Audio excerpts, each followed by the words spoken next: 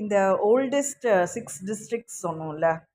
அதாவது மதுரை, கோயம்புத்தூர், திருநெல்வேலி, சேலம், திருச்சி, சென்னை. சென்னை வந்து முன்னாடி மெட்ராஸ்னு இருந்தது. அதுக்கப்புறம் தான் இப்போது சென்னைன்னு மாற்றினாங்க. இப்போ இல்லை, ஒரு ஆயிடுச்சு ஒரு 30-40 இயர்ஸ்க்கு முன்னாடி. 30 இயர்ஸ் 20 இயர்ஸ் இருக்கும்.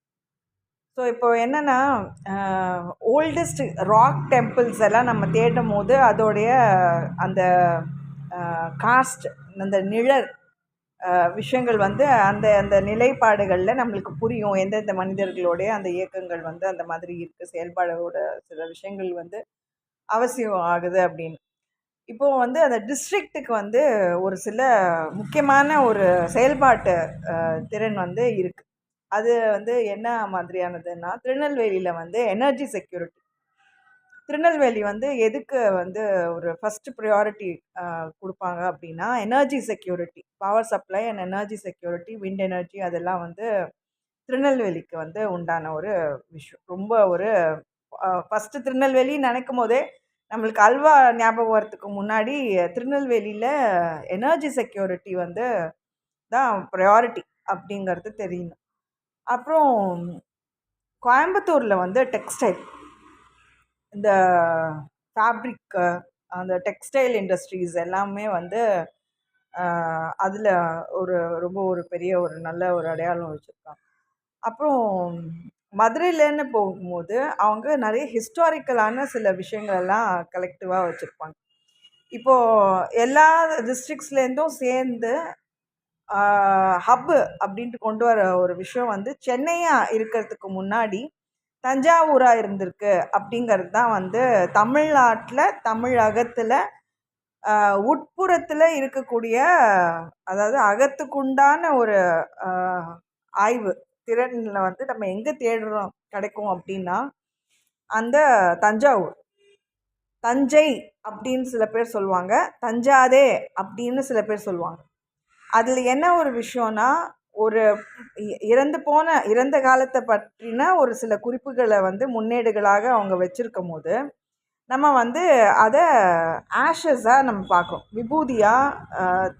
திருநூறு, அதை நம்ம அந்த 100 தேடினே இருந்தோம்ல, அதை வந்து வெறும் பிரசாதமாக வந்து அந்த 100 அதை வந்து இறந்த காலத்து உண்டையான அடையாளத்தை வந்து இப்போ இல்லை, அது முற்பிறவியில் அந்த மாதிரியான ஒரு சில விஷயங்கள் வந்து ஏடுகளாக நம்மளுக்கு தெரியக்கூடிய ஒரு சில விஷயம், அரிய பெரிய பொருட்களோ இல்லைன்னா குறிப்புகளோ நம்மளுக்கு அதில் தெரியறதுக்கு உண்டானது இருக்குது. அப்படின்னும் போது நம்ம வந்து அந்த இதை வைக்கிறோம், திருநூறா அப்படிங்கிறத, அந்த சாம்பலுக்கு உண்டான ஒரு விஷயம் இருக்குல்ல, அதை வந்து வைக்கிறாங்க. இப்போது திருநீர் அப்படின்ட்டு நம்ம சொல்லும் போது இப்போ இருக்கக்கூடிய லைஃப் சஸ்டனன்ஸ்க்கு உண்டான அந்த ஒரு விஷயம் வந்து திருநீருங்கிறது இப்போ இருக்கக்கூடிய ஒரு விஷயம்.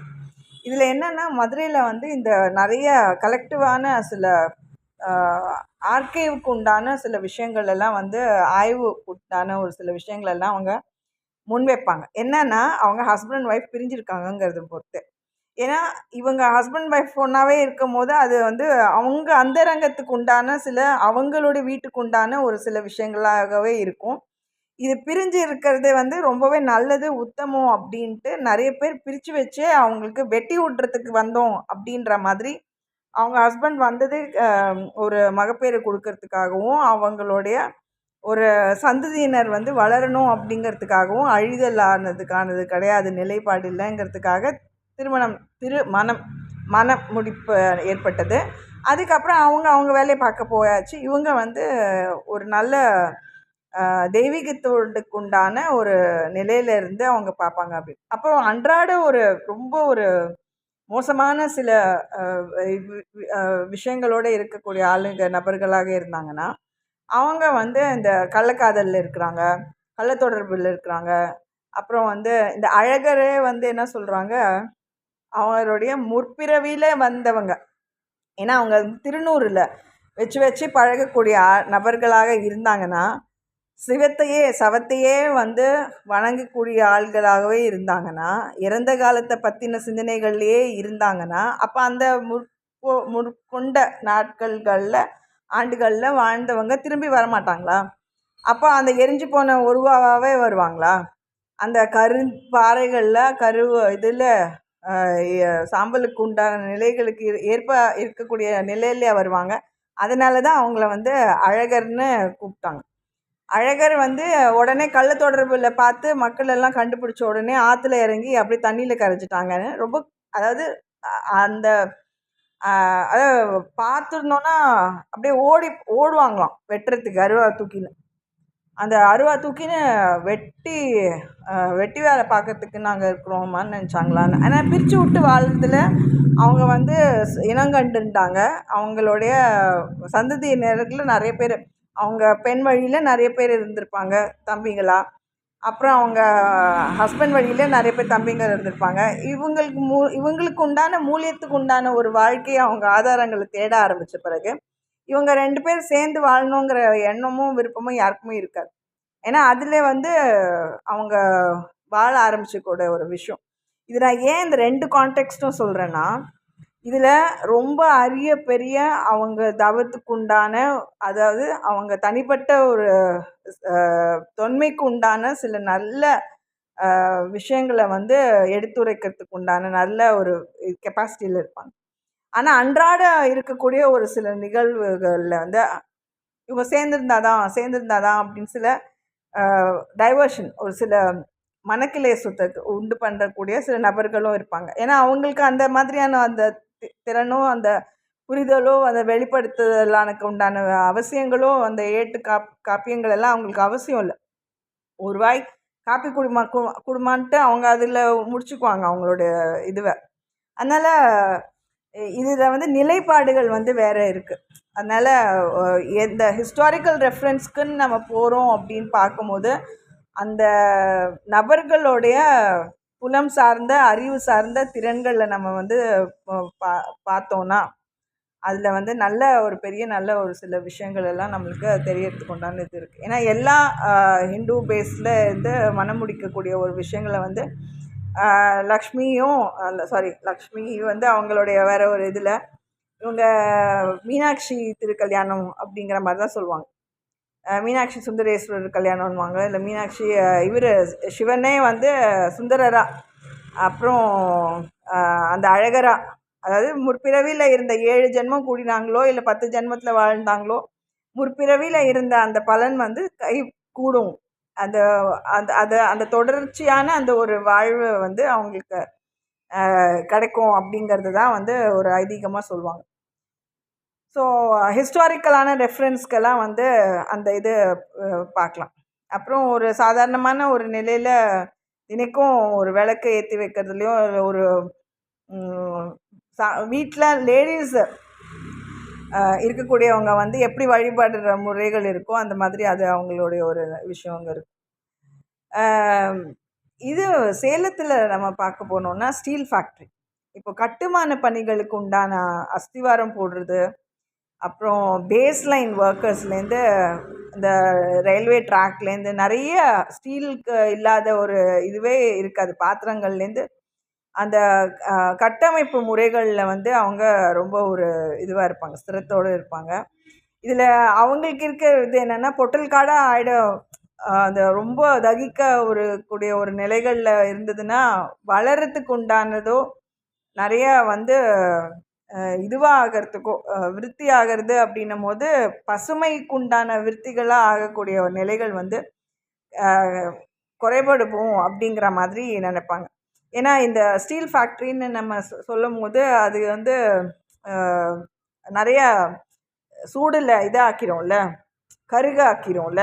அதனால் அந்த வளத்துக்கு உண்டானது நீரை வந்து அவங்க திருநூறாக விட்டு கொடுக்க முடியலனாலும் நீரை வந்து ஒரு பெரிய ஒரு ஆதாரமாக அவங்க நினைக்கக்கூடியவங்க. அந்த கட்டுமான பணிகளில் அந்த ஸ்திரத்துக்கு உண்டான வலிமையும் அந்த மக்களே இல்லைனாலும் அந்த கட்டிடங்களும் அந்த கட்டமைப்பு முறைகளும் வந்து ரொம்ப பலமானதாக இருக்கும், உறுதியானதாக இருக்கும் அப்படிங்கிறதுல ரொம்ப ஒரு பாசிட்டிவான ஒரு விஷயம்.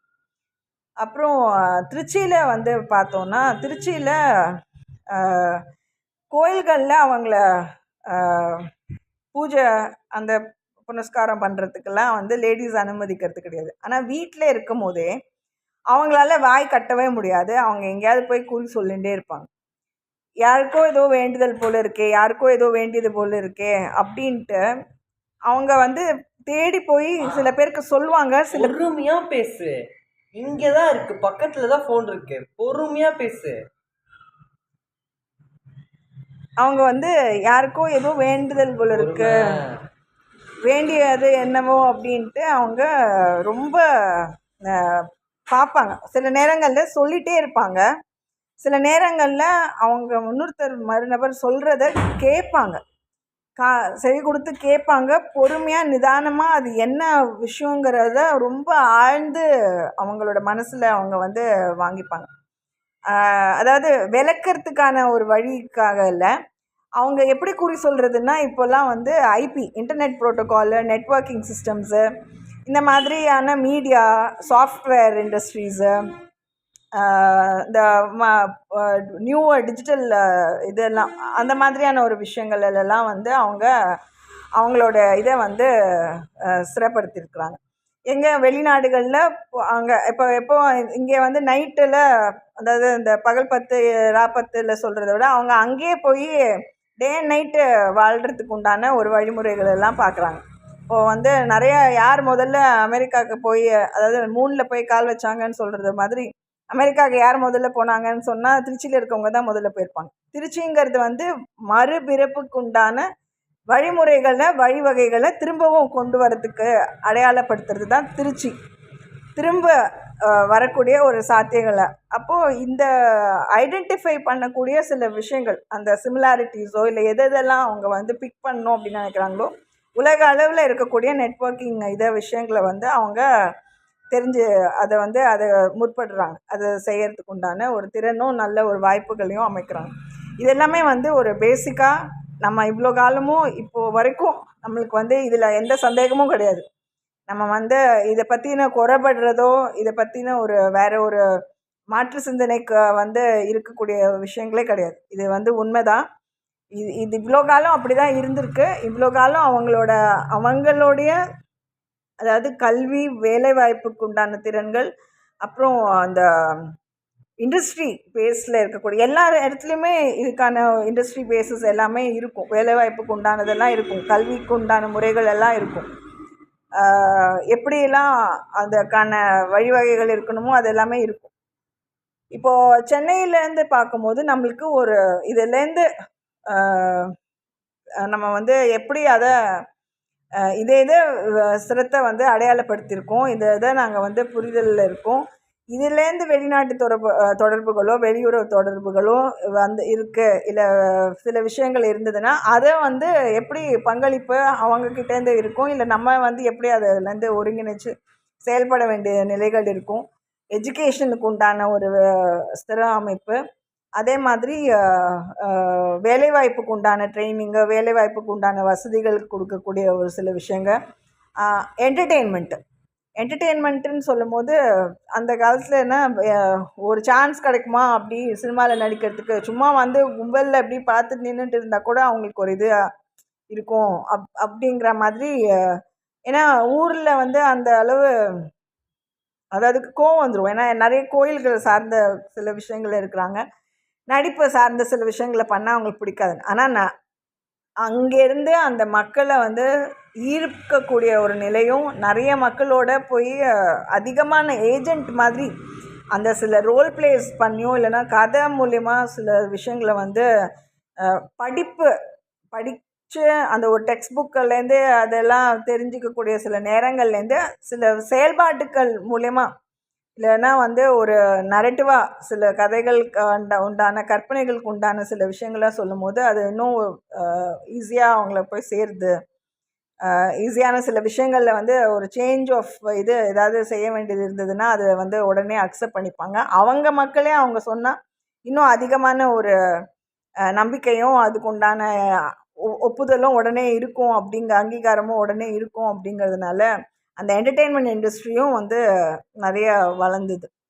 அதனால் இது எல்லாமே இந்த 6 ரிவர்னு மட்டும் சொல்லலை, நம்ம வந்து 6 districts, oldest of the districts, இந்த கற்கோயில்களில் நம்ம வந்து ஸ்திரப்படுத்தக்கூடிய அந்த கம்யூனிட்டி ரிசர்வ்டு லைஃப் ஸ்டைலை அப்பாற்பட்டு இதை வந்து பொதுநல விஷயங்களில் எல்லாருக்குமே தேவைப்படக்கூடிய சில விஷயங்களில் இந்த அங்கீகாரப்படுத்திக்கக்கூடிய அடையாளப்படுத்திக்கிட்ட திறன்கள் வந்து அந்தந்த டிஸ்ட்ரிக்டை அதுக்குரிய சார்ந்த ஒரு விஷயமாக தான் இப்போ வரைக்கும் இருக்குது.